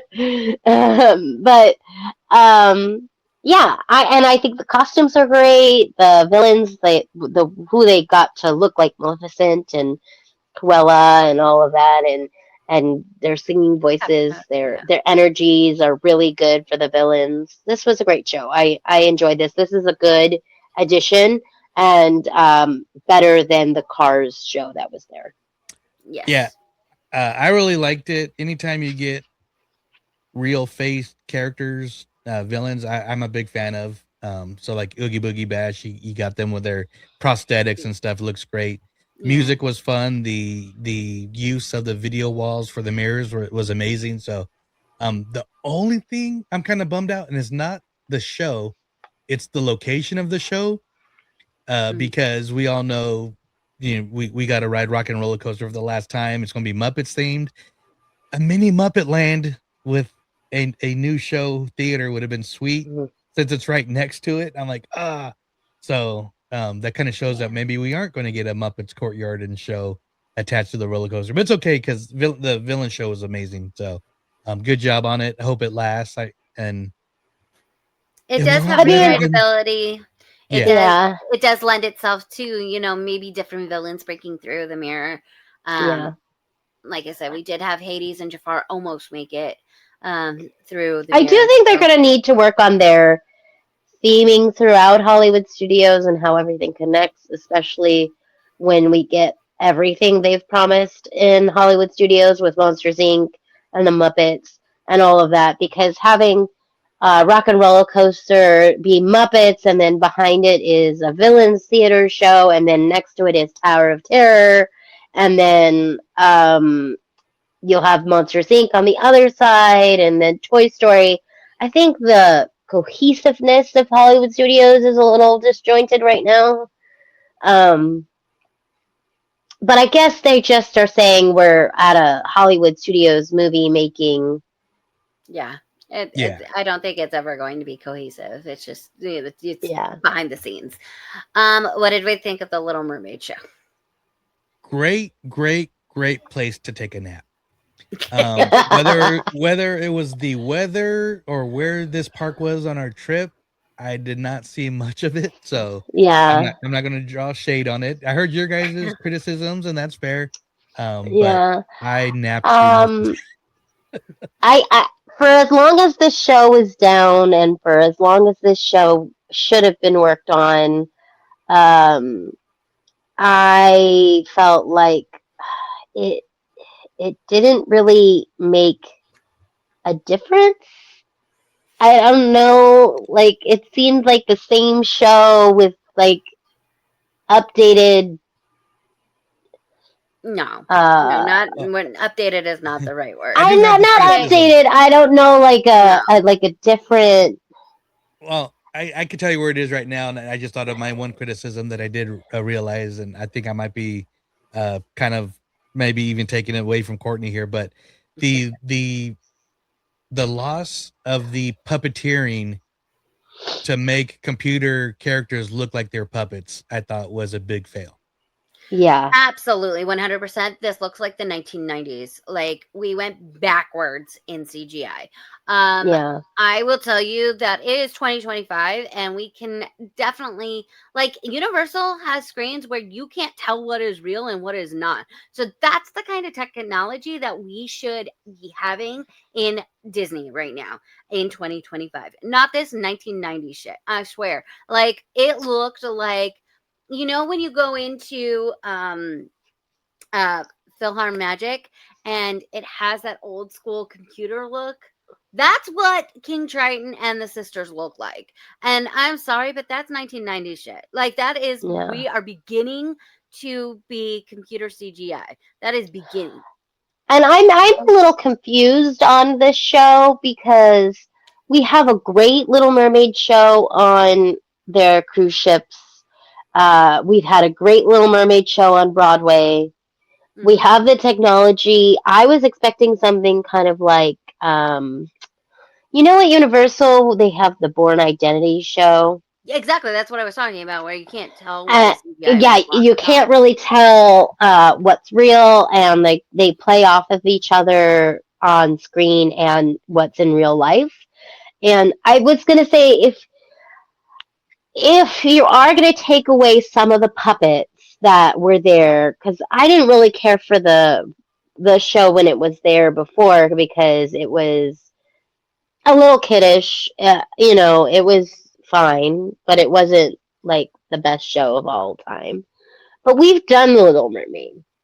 We have so many different types of Little Mermaid shows that have been in Disneyland, on the Disney cruise, on Broadway. So if we took things from that, like, we would have a much better show than what we have now. Right. Like, they put Ariel on like this like arm thing that makes her look like she's swimming.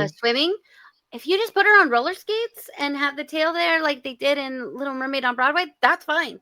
Like, you can get the fluidity and you can still see that she's a mermaid. Like, you don't need to have this like blackout, like total stage. Well, and it also makes her very stationary. Yeah. She doesn't move much. She moves like with the arm, but she doesn't move all over the stage. I don't know. It's not. It's for kids, I think. But I think right. It's not gonna care. Kids are not gonna care. My main issue was the sisters. The sisters were poorly done. Not live action. Why aren't they live action? Why aren't they real? And then Ursula was interesting. Yeah. I love the puppet that they had. Yes, the puppet that is actually real life in on stage is really cool. But they put her in CGI as well, so I was like, yeah, they put her in CGI as well. So, not the best update there. Here's what you do: get rid of it, put villains there, and put a Muppet show where the villains later in. Everybody will be happy. And make Ursula all the cohesiveness that we need. They make Ursula a villain in the villain show, and you can pay homage to the Little Mermaid. So yes. Oh, and we cannot move on from Hollywood Studios until we talk about the Frozen sing along that Joey absolutely loved. Okay. I enjoyed. Okay, so it's a Christmas version, so we can talk about it. No, it's well done. I am a fan of Frozen. I'm probably one of the few, especially few adult males that didn't get burned out with Frozen. But I thought it was well done, and the two main people might have been a little overdone, but that's how stage people are. But having an entire auditorium, and I'm not cracking on you guys. You guys thought I was, and Tori and Bethany. No, I'm cracking on thousands of people thinking that they're Idina Menzel when they are not even Adele Dazeem, just singing at the top of their lungs. This lady behind us was more excited than her 4-year-old, but she was screaming at her 4-year-old that like, it's Anna, look baby, it's Anna. And it's like, lady, she doesn't care. The show itself I thought was great. It was a lot of fun. So and they do change it up for the Christmas. Yeah, I love they do the Christmas songs. Yeah, yes. I enjoyed it. But also Fantasmic, which I love this version of Fantasmic. I do. I think it's way better than the one we have here a good version. at Disneyland right now. And I will say that nothing tops the original Fantasmic in Disneyland, but when they changed it up and then they changed it back, and it was like, no. Especially after the loss of Murphy. This one reigns supreme right now. So the addition of Aladdin and having Pocahontas up there just for a little bit, and the addition of Mulan and Elsa and Moana, beautiful, all beautiful. Loved it. And even with the lack of the Steamboat Willie boat, their little B mode finale is done really good because they got a proper stage to do it. So yeah. No, I enjoyed this Fantasmic. I think that the addition of all of those, like Courtney said, is great. That new section is perfect. We need to have that, bring it back to our Fantasmic, and then it'll be supreme again. Yes, yeah, it was great. It was cool again, seeing like I said, the final Aerosmith version of Rock and Roller Coaster. Yeah, the pre-show is already gone though. The pre-show is gone. It left like a few days before we got there. Yeah. Few little shout outs was inside the One Man's Dream area. They had some special stuff from movies and archives. They had little windows of like Babes in Toyland and stuff, and of course Noel. Casa, we've seen at D23 since before Noel came out. But one of the big ones was the Muppet Christmas Carol little closets here with some of the props and costumes for the Muppets. So very cool that they had this. Yes, we missed Taylor Swift by a couple days. Oh no! By 2 days. 2 days. Well, she's not very a week. Actually, I think we missed it by a week. Yeah, we missed it. And then our last park that we went to. Wait! I'm not done yet. I'm not done. I'm sorry. Oh, that's right. Maybe Maybe I am done. Who knows? Oh, but they also had props from the Santa Claus. So you got Judy's costume, the mug of her Coco, their tree, Bernard's little outfit here, Scott's Calvin's pajamas that are also Santa Claus. The thing I got a kick out of, they actually had the list that he gets, and I zoom in on here because one of the funny things about hang on a sec. One of the funny things about this scene in the movie was he's looking at the list. I don't know if you can see the arrow here, but Tim Allen goes, Armand Asante, an actor from the 80s and 90s. He was in Mambo Kings and stuff, but it was just a little funny joke in the movie, and his name was actually on the list, so it wasn't just a little improv from Tim Allen. So I thought that was kind of cool. And awesome. Yeah, plus that's one of my favorite movies. Yeah, and I think they probably took that out to put Taylor Swift. So you're lucky you saw it. No, I think it was in the room before it. I think they just added Taylor. I don't think they took anything out. Well, that's dumb, but anyways. But one little shout out that we watched the Indiana Jones stage show. We were sitting kind of close to the front, So we took our time to get out of there. But as we were waiting, the crew was starting to reset, and we're taking our time. And I just want to get a picture of the guy holding the idol. I saw that he was holding it, moving this wall across here. So once he got close enough, you guys already headed up there. But I'm like, hey man, can I get a picture of you just holding the statue? And he's like, yeah. And but as I took this picture, because I didn't mean to cut him out, I was trying to get him on because I liked his whole crew headpiece and their crew shirts.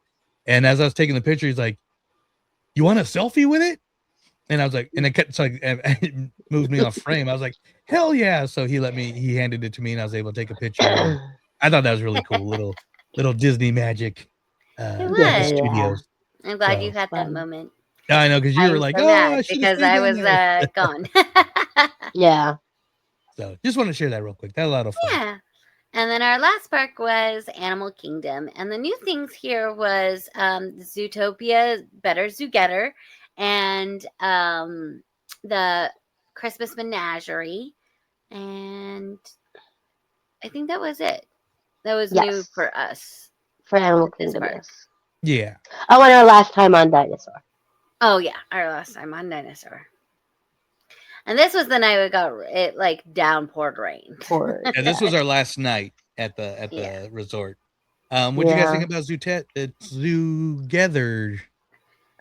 I liked it. It was cute. I think that it's better than It's Tough to Be a Bug. I do. I liked it. I thought it was cute, but I think it lacks a climax. Like, there's no urgency. There's no problem they need to solve. They're just kind of like going through all the different areas of Zootopia, because they are trying to celebrate them all coming together. But I just wish that it seems like this is kind of in between the two movies, because there is no Gary DeSnake in this. They didn't pull anybody from the second movie. So Judy and Nick are not trying to chase anybody or anything like that. But there is there is some chase scenes, and there is some a reveal that I won't spoil, but I just didn't feel like there was a climax or anything like that. There was no sense of urgency. Well, there kind of was. Yeah, I didn't feel it. It wasn't good. I thought it was okay. The show. I mean, it's not a. I know it's not a villain type thing. I mean, it is a villain type thing, but it's not a villain type thing. But then, I don't know how to explain it without giving away the surprise. Yeah, I don't want to give away the spoiler, but I do want to say that there are the bub people. Hey, bub. Okay, so yeah, there is something, but they're not chasing the snake like they are in the movie. And no, they're not chasing the snake. Yet. But what are they doing? They're doing something. They're trying to find something. I forget what they're trying to ruin the day. Oh, is that what they're trying to? Well, someone is trying to ruin the day. They're trying to figure out who is trying to ruin the day. Okay. Yeah. So there is. I mean, there's. Yes. I enjoyed it. I thought it was funny, and I thought it was cute. I never liked It's Tough to Be a Bug, so I think this is better. I like Zootopia a lot. Obviously. The fans are, because it's killing it in the box office still. Right. Yeah, we still have to go see it. But it's still, and we so this is the first thing we did at the park. So it literally took 10 minutes. Most of it was walking through the queue without stopping. So we didn't even get to see some of the new details that kind of explain the story a little bit.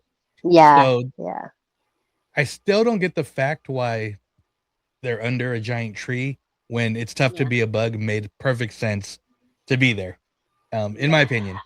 I get that. So, but was it good? Yeah. I still think I'm sure with the popularity of Zootopia 2, there's going to be 3, maybe 4, who knows? So I think Animal Kingdom would have been better off with a land like we have in, was it Shanghai or Hong Kong? Yeah. Shanghai. And might be no, it's not. And I know Bug's Life it's just dated, and it's one of the Pixar story. It's the second movie, and it hasn't had a sequel, so I can see why they wanted to move on to something that's a little bit more prevalent. But it just made perfect sense to be where it's at. But I thought it was cool. I mean, I like Judy. I like the characters. I like the use of animatronics with the use of 3D. So yeah, the Clawhauser animatronic was cool. yeah, that was good. Yes, it was very good. And then you guys mentioned another little something that was happening. Oh, the Christmas Menagerie. Yes. So this is the it's the Merry Menagerie. Merry Menagerie. So these are all the like puppet animals that come out and play. They were cute. Oh, I got a little penguin. He's a little penguin. And the penguin baby. Penguins. I got a penguin baby. Yeah. Very cute.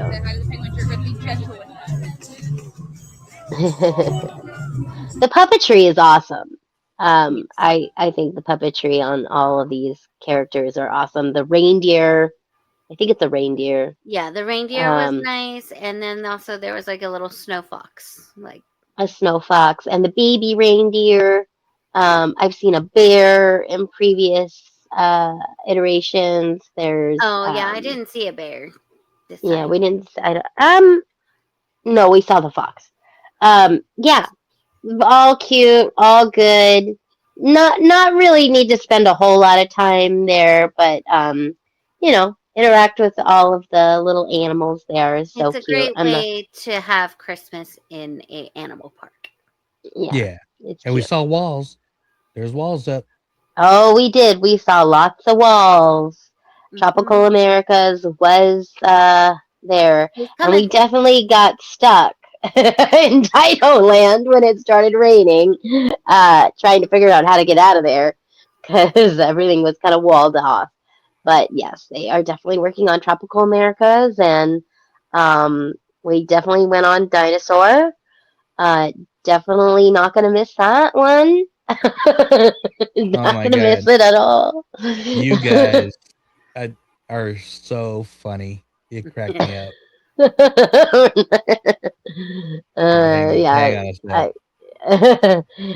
What's really funny is the kids behind us are fine.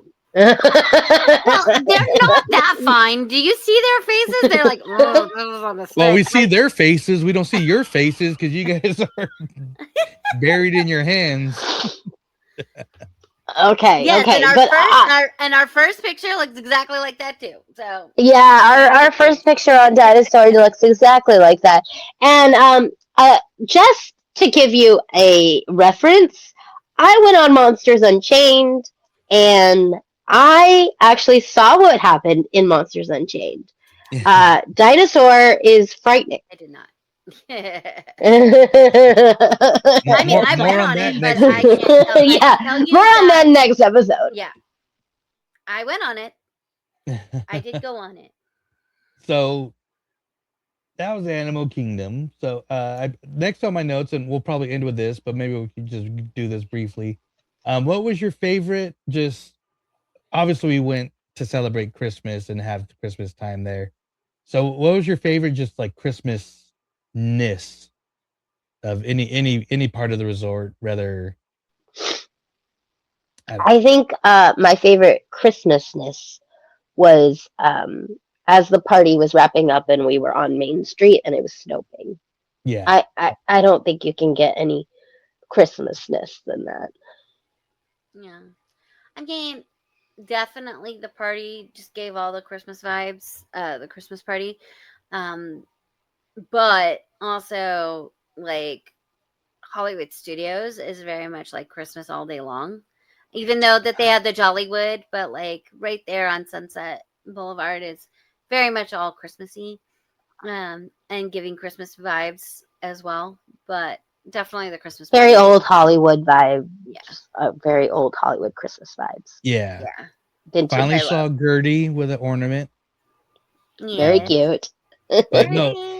My favorite was Hollywood Studios too, and it's not just the Christmas, but it's like you said, it's the old school Christmas vibe of like when you're a kid and the malls had little things on the lamp posts and just the old school decorations.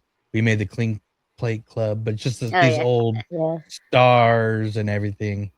I just really love the look of all that, which is a reason why I really love like Buena Vista Street around Christmas time, because it just they're playing old 1940s Louis Armstrong and Bing Crosby, Ella Fitzgerald Christmas music, and it just I don't know, I just love that old vibe there. So, but my favorite overall thing that we did was the Moana Journey of Water. That was my favorite. Not Christmassy, but that's fair. That's good. Yeah, it's good. Yes. That's my favorite overall thing. My favorite Christmas thing was the. Well, I could say Tron because it was red and Tron. Christmas. Tron was good. Tron was good. Oh man, yeah, we're definitely breaking this up in two because this is now the Magic 2 hours, and we're just leaving that epic and we universe. Still need to get ready for our party tonight. So yes, yeah. Holy shit! Oh yeah, so next week, we might have two. We'll have a quick jolly holiday trip report to the studios, and then we're gonna get into epic. Yeah. So we're going to break this up in two. But what I'm going to do, because I wasn't planning this to do that, is just you get us talking about Disney parks, let alone a trip. We could talk for a long time, but if you want to get to Walt Disney World or Epic, before we go, let us remind you to check out our good friends at Getaway Today. I'm going to play their little ad here, then go straight to our closing. So stay tuned. Hope you guys enjoyed this trip report, loaded trip report. It was a fun time. And we didn't even talk about the Polynesian, but we'll do a little bit of that. That'll be my little, since I'm not going to Jolly Holiday, that'll be my little trip report real quick. Because that's the first time for you guys too. But yes. But we'll be back with a little bit more Disney-ness, but a whole lot of more Epic Universe next week as we close out our year here at Extra Magic Hour. So a quick word before we go from Getaway Today. See you guys later. Have a good rest of the week. Bye. It's been a great show so far, but who's ready for an ad break? Did you know that the best way to keep our shows going is by supporting our sponsors? So let's get to know more about the travel experts at Getaway Today. They've been helping to make vacation dreams come true since 1990. And whether you want to visit the happiest place on earth or to travel to Orlando for a most epic adventure, they are there to help. Are you trying to find out which hotel is your best option or which theme park tickets will work best for your visit? Are you concerned that you might need a last-minute change? No worries. Their travel experts will help you out. Looking to book a cruise but don't know where to start? Hey, they can help with that too. They will find the perfect cruise for your vacation, whether it's your first time or you're a well-seasoned cruiser. When you book your cruise with one of the Getaway Today experts, you will have a dedicated agent to help you every step of the way. They take care of the details so you can have the most fun. Getaway Today offers peace of mind travel, allowing you to cancel or make changes up to 72 hours before your trip. You will always have the most up-to-date vacation information, both pre-arrival and upon welcome. Getaway Today guarantees the best prices, with no hidden fees, and every time you book through Getaway Today, they will donate a portion back to a charitable organization in your area. And so far, over $4.5 million have been donated. So go ahead and dial 1-855-GETAWAY, that's 1-855-438-2929, and be sure to tell them that Walt's Apartment sent you. Or just click the link in our show notes for more information and the best deals to start your Disney, Universal Studios, or cruise vacation planning. What I'm trying to say is, if you like to travel, check out Getaway Today. Alright, so now it's time to get back to enjoying that view from Walt's apartment. Let's get back to the show. Good night.